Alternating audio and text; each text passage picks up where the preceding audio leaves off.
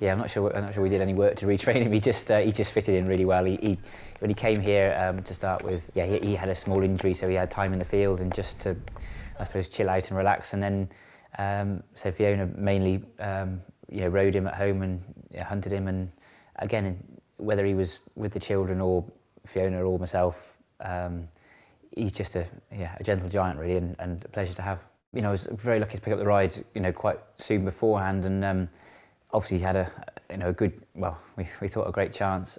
He won the Sun Lance the year before, and I think I was that young at the time. I probably didn't realise quite the enormity of it really, and I must admit the race went really well. He made one mistake early first circuit, which he recovered from straight away, and after that it was, looking back in now, it's like plain sailing.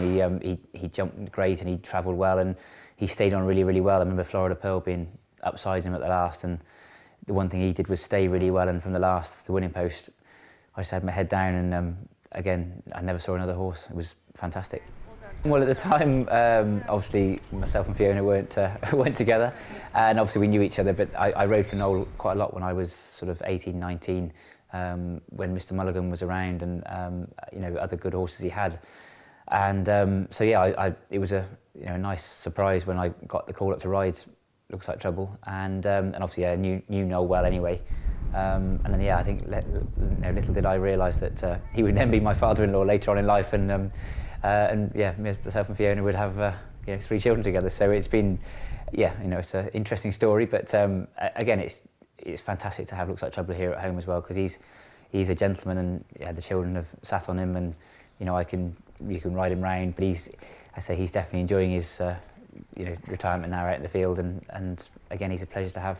It's rare that they're so good and so nice. He's a gentle giant. He's a very big horse, but again I think before I rode him, apparently his jumping wasn't great when he was a younger horse, but I think probably because he was so big it took him a while to get to grips with it. And Noel said to me that they obviously had to work quite hard, and I think Mick Fitzgerald actually rode him in a novice chase one day, and he started sort of improving from there. And again, Paul Carberry won the RSA on him, and that winter onwards, that's when he really sort of everything clicked, and he became a very good horse. And it was just disappointing that he had reasonably fragile legs, so he didn't probably run that much, or wasn't really able to defend his Gold Cup crown the following year when it was abandoned.